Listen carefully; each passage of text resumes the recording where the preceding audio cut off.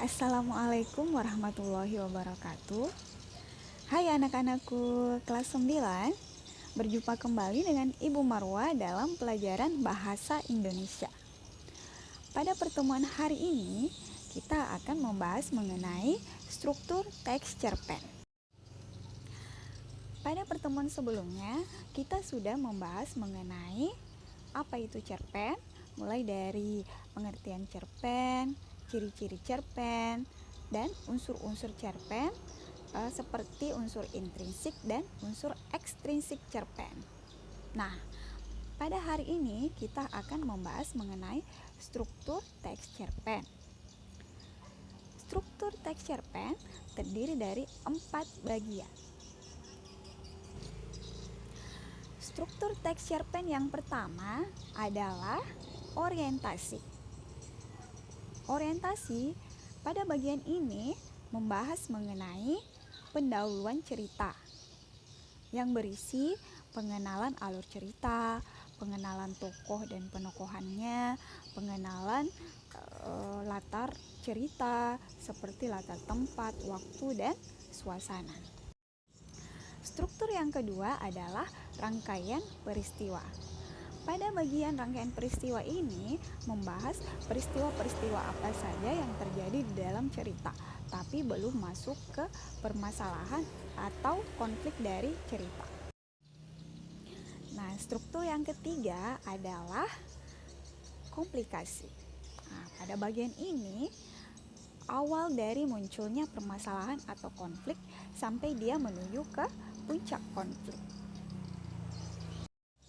Nah, struktur yang keempat adalah resolusi.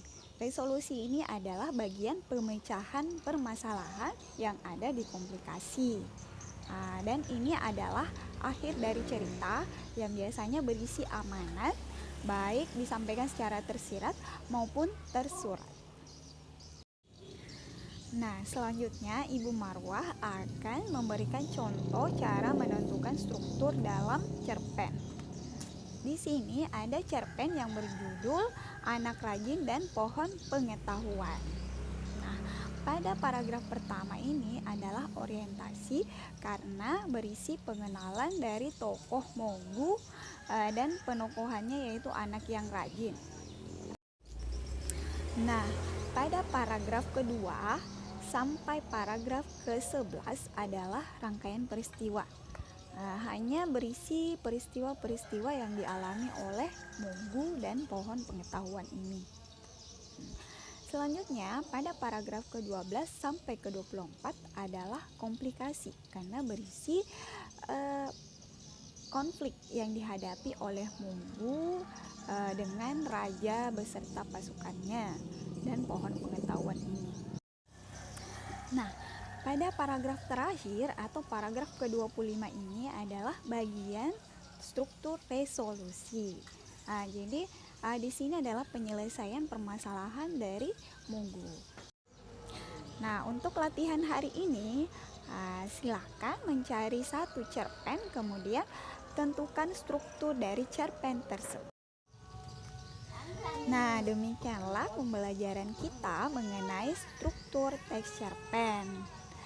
Semoga anak-anakku sekalian dapat memahami pembelajaran kita hari ini dan semoga bermanfaat. Wassalamualaikum warahmatullahi wabarakatuh.